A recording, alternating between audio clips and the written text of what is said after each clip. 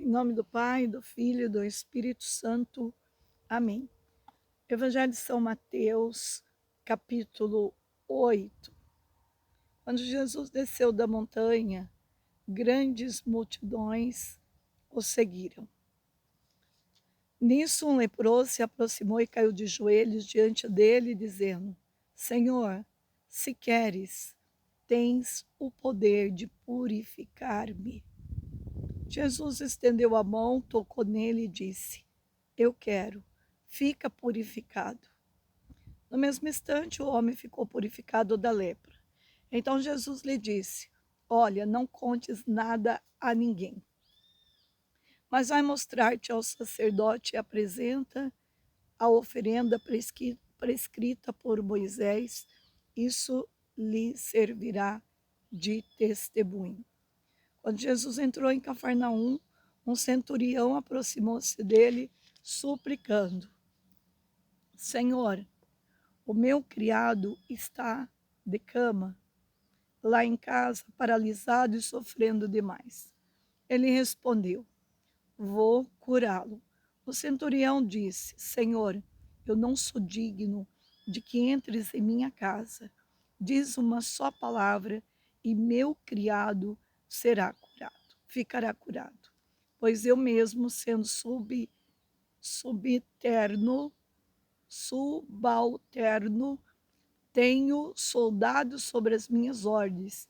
E se ordena a um, vai, ele vai, e a outro, vem, ele vem. E se digo ao meu escravo, faz isso, ele faz.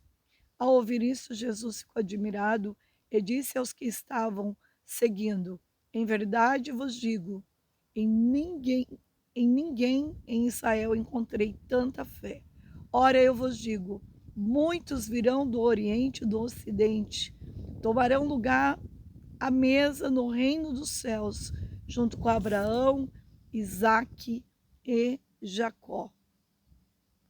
Enquanto os filhos do reino será lançado fora, nas trevas, onde haverá choro e ranger de dentes. Então Jesus disse ao centurião: Vai, conforme acreditastes, te seja feito. E naquela mesma hora o criado ficou curado. Entrando na casa de Pedro, Jesus viu a sogra deste acamada com febre. Tocou-lhe a mão e a febre a deixou. Ela se levantou e passou a servi-lo. Ao anoitecer, levaram Jesus muitos possessos. Ele expulsou os espíritos pela palavra e curou todos os doentes. Assim se cumpriu o que foi dito pelo profeta Isaías. Ele assumiu as nossas enfermidades e carregou, ele assumiu as nossas dores e carregou as nossas enfermidades. Vendo uma multidão ao seu redor, Jesus deu ordem de passar para outra margem do lago. Nisso, um escriba aproximou-se e disse: Mestre, eu te seguirei aonde fores. Jesus lhe respondeu: As raposas têm tocas e os pássaros do céu têm ninhos, mas o filho do homem não tem onde repousar a cabeça. Um outro dos discípulos disse a Jesus: Senhor, permite que primeiro eu vá enterrar meu pai. Mas Jesus lhe respondeu: Segue-me e deixa que os mortos enterram seus mortos. Então Jesus entrou no barco e seus discípulos o seguiram. Nisso veio uma grande tempestade sobre o mar, ao ponto de o barco ser coberto pelas ondas. Jesus, porém, dormia. Eles foram acordá-lo. Senhor, diziam, salva-nos, estamos perecendo. Por que tanto medo, homens de pouca fé? Respondeu ele. Então, levantando-se, repreendeu os ventos e o mar e fez-se uma grande calmaria. As pessoas ficaram admirados e diziam: Quem é este que até os ventos e o mar lhe obedecem? Quando Jesus chegou à outra margem do lago, a região dos Gadarenos, vieram ao seu encontro 2 possessos saindo dos túmulos. Eram tão violentos que ninguém podia passar por aquele caminho.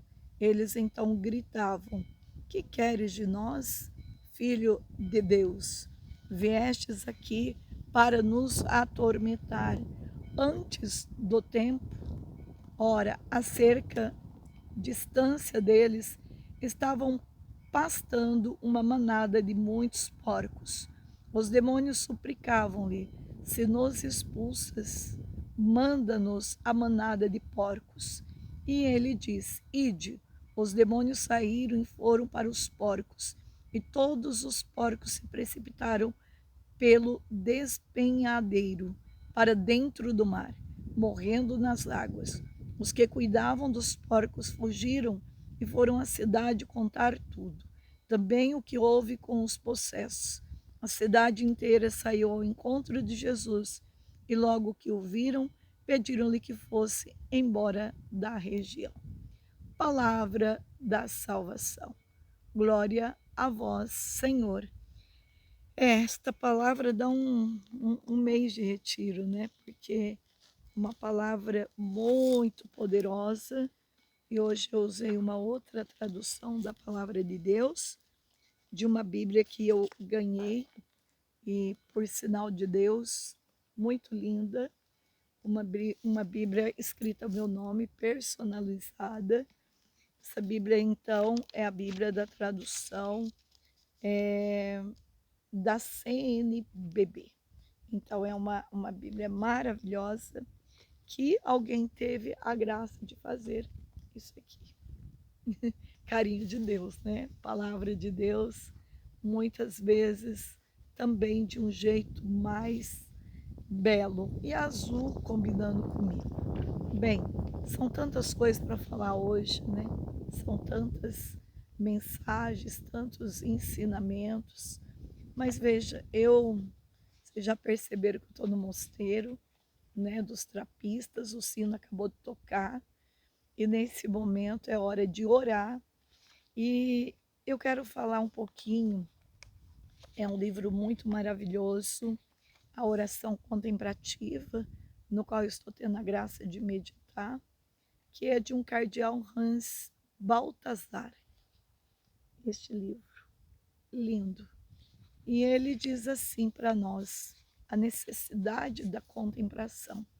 Mas o mais bonito que eu acho de tudo é o quanto que ele mostra a beleza da palavra de Deus. E ele mostra que esta contemplação mais profunda é tirada daqui, da palavra da Escritura. E eu gostei muito do que ele diz. A palavra da Escritura começam os degraus celestiais da contemplação. E nenhum dos degraus conduz para além da escuta da palavra. Assim como ao contemplar, jamais deixamos para trás a humanidade do Senhor. Assim também não o fazemos com a palavra em sua forma humana. Na humanidade encontramos a Deus, na esfera dos sentidos, o Espírito. E tudo que vai dizer neste livro é o quanto que nós precisamos trilhar esses degraus da palavra de Deus. A maioria dos cristãos está convencida de que a oração é mais do que um ato exterior realizado por pura obrigação, em que se diz certas coisas a Deus, coisas que ele definitivamente já sabe. Uma espécie de audiência diária com o soberano, que recebe toda manhã e toda noite os atos de vassalagem dos seus servos. E ainda que para muitos cristãos a oração permanece dolorida e desgostosamente, sempre nesse nível tão raso, eles sabem, todavia, que ela deve ser mais do que isso. Nesse terreno deve haver um tesouro escondido, e para chegar até lá, bastaria me pôr a cavar. Então, quando nós vamos entendendo que o que nós estamos fazendo aqui é escavar devagar, de forma simples, pela leitura, mas nós estamos, graças a Deus, escavando. Bem, como vocês sabem, os evangelhos agora é uma, é uma sequência de formação. Parece que Deus está falando uma coisa e já muda para outra, já muda para outra, mas no final nós vamos ver tudo o que está aqui. Nós precisamos contemplar o que está dentro de nós, né? Quando Deus vem falar da cura do leproso, esse leproso que cai de joelhos diante do Senhor, que reconhece ali que tem um Deus que tem poder de tirar esta lepra. É a nossa atitude diante do sacerdote. Arrancar as nossas lepras, as nossas doenças, pela atitude da confissão. Isto é escavar mais profundo a palavra de Deus. Quando o centurião chega também, ele está fazendo uma oração de súplica diante de Deus. E ele diz, né? Olha, o centurião ele mostra uma atitude de fé tão grande. Ele pede para que Deus cura o servo dele. Mas ele faz uma oração que está dentro da missa. Senhor, eu não sou digno de que entres em minha casa. Diz uma só palavra e o meu criado ficará curado. Veja, o reconhecimento que basta a palavra de Deus, esta palavra de autoridade, que tem poder de curar o servo dele.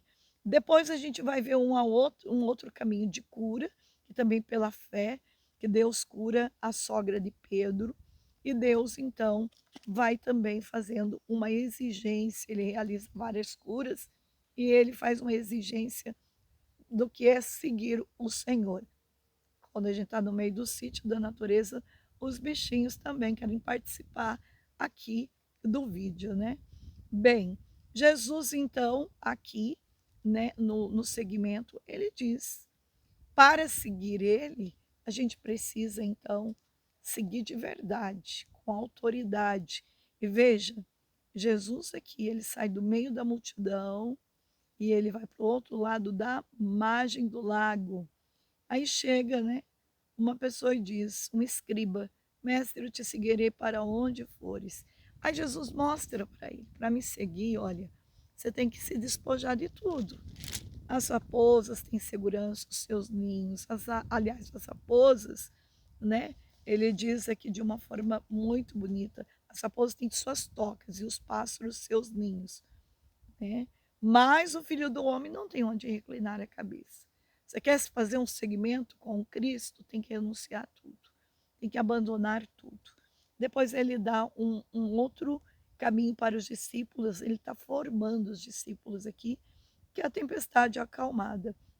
Ele tem o poder para fazer a tempestade acalmar. E ele tem poder para destruir uma legião de demônios. E os demônios que estão ali, ele manda ir para os porcos. Então, a manada dos porcos. Bem, nós hoje, então, estamos vendo o caminho da contemplação, o caminho de estar mais perto de Deus, o caminho de sentir mais íntimo do Senhor, né? E esse caminho é maravilhoso. Tem um livrinho de Dom Gregório que ele conta várias historinhas. Hoje eu quero ler uma para vocês.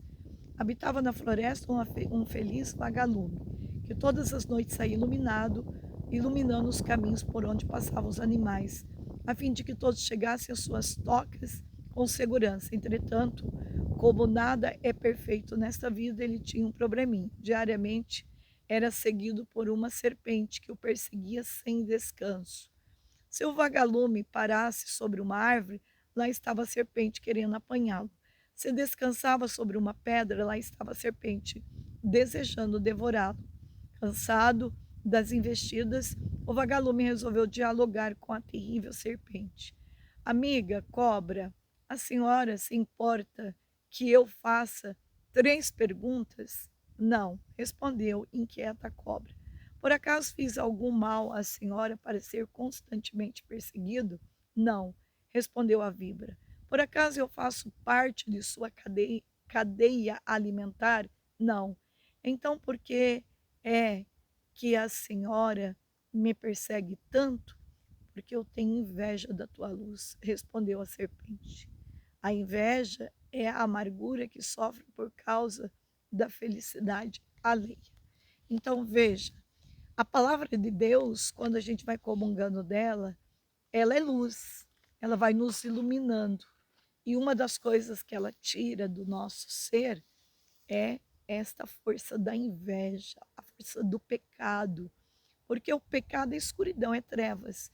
E quando a luz entra dentro do nosso ser, o pecado é destruído. Então, que fique esse ensinamento para nós hoje. Santo anjo do Senhor, meu zeloso e guardador, se a ti me confiou a piedade divina, sempre me rege, me guarde, me governe, me ilumine. Amém. Em nome do Pai, do Filho e do Espírito Santo. Amém.